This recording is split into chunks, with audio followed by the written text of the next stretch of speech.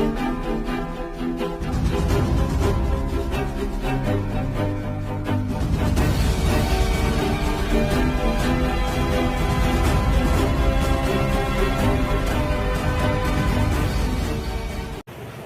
students, this is Dr. Geeta Jalan from Department of Chemistry, Gujranwala Guru Nanak Khalsa College, Ludhiana. Today we are going to study a topic from BSc first year, that is shapes of the orbital. Shapes of the orbital is although a very basic topic, but it forms the basis of chemical bonding.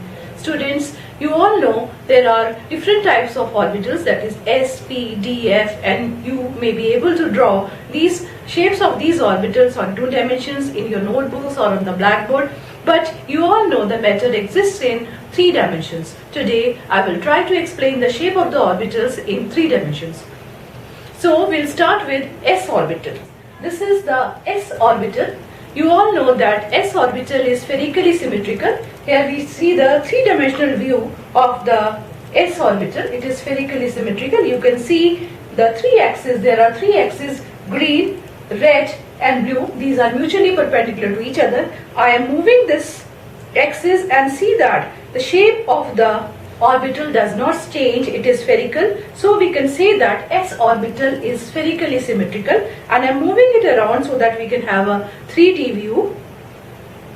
And this is P orbital. P orbital is somewhat dumbbell shaped. It has got 2 lobes of high electron density on the axis, and I am moving it around so we can have a 3D view. We will study about the P orbitals later on in detail. These are D orbitals.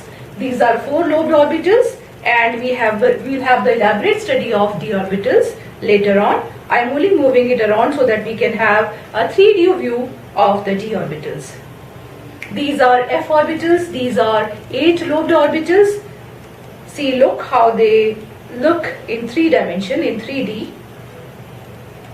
Okay, now we'll start with P, or we'll study the P orbitals in detail. There are 3 types of P orbitals: Px, Py and Pz.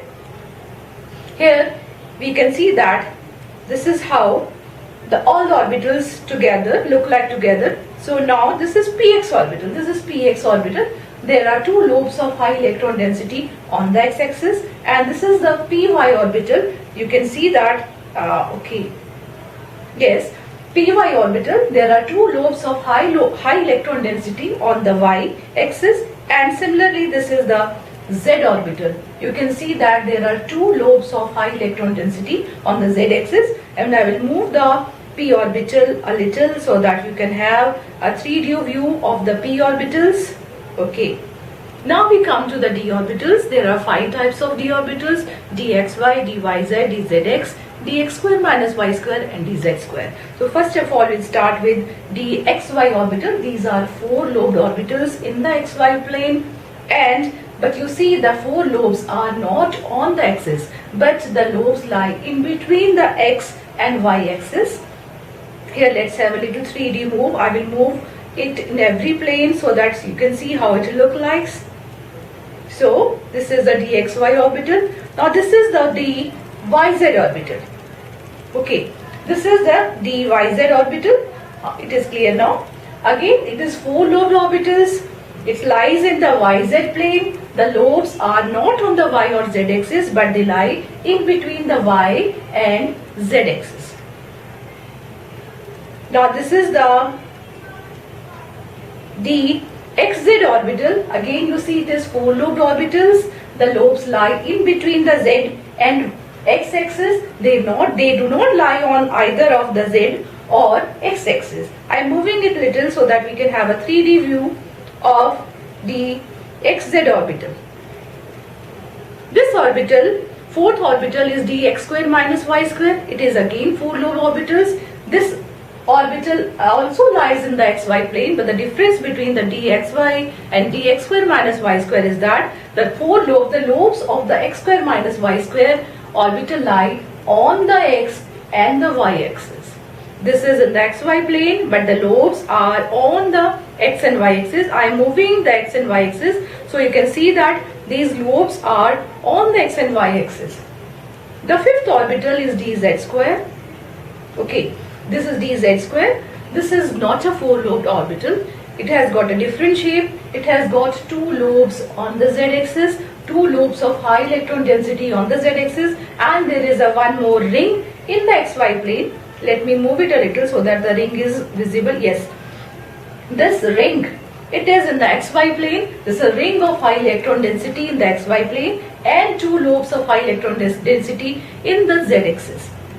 This is I am moving this z square orbital so that you can view it in all planes.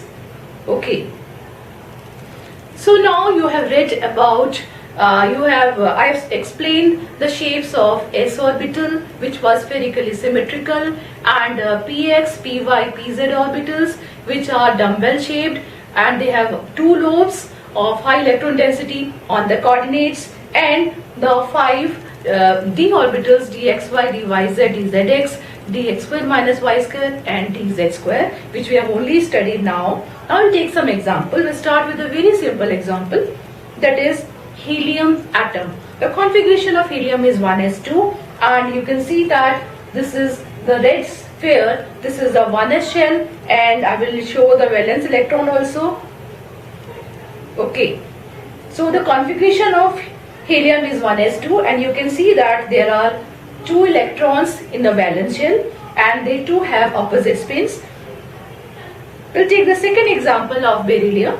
Beryllium has a configuration 1s2, 2s2, and here you can see that the inner red sphere is the 1s shell, the outer red sphere is the 2s shell. There are two electrons in the 2s shell, valence electrons, which are shown here. This is one electron and this is other electron. Students, you have to see that when there are two electrons in this outer shell, they too have the opposite spins. They are following the Pauli's exclusion principle. That means no two electrons can have the same set of four quantum numbers. We take the third example of carbon. Configuration of carbon is 1s2, 2s2, 2p2, and let me move it a little.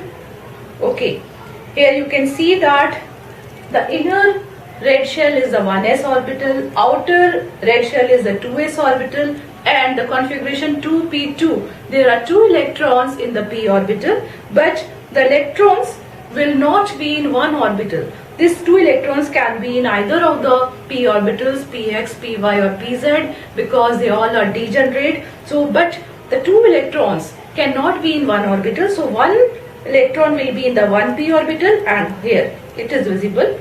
There is one electron in 1p orbital and another electron in another p orbital. Following the Hund's rule, that means they try to remain unpaired. So, I will move this carbon atom a little so you can have a 3D view of it. And here you can see very well that how the two valence electrons are filled in two different p orbitals.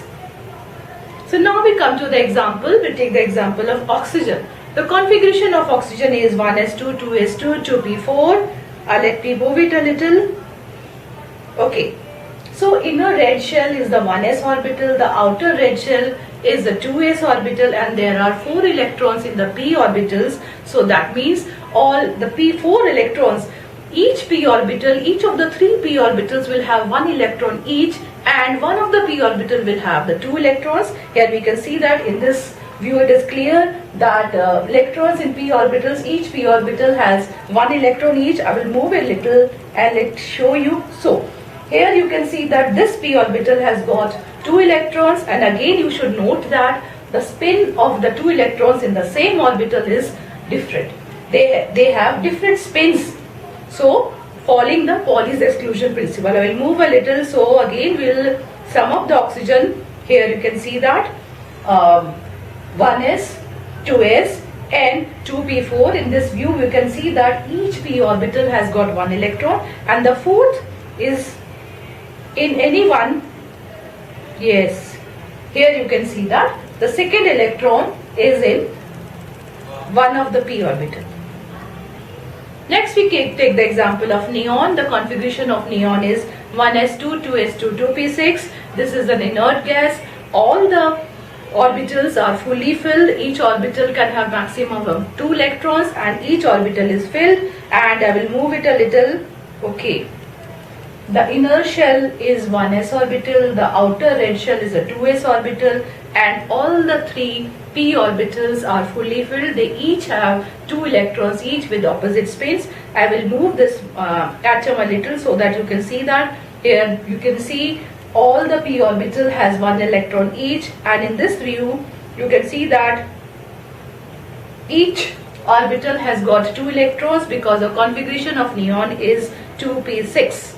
So this is the end of my lecture. Today I have tried to explain the shapes of s, p, d, f orbitals in 3 dimension. Hope it was clear, and if you have any queries you can ask me in the comment box. Thank you so much for watching. Thank you.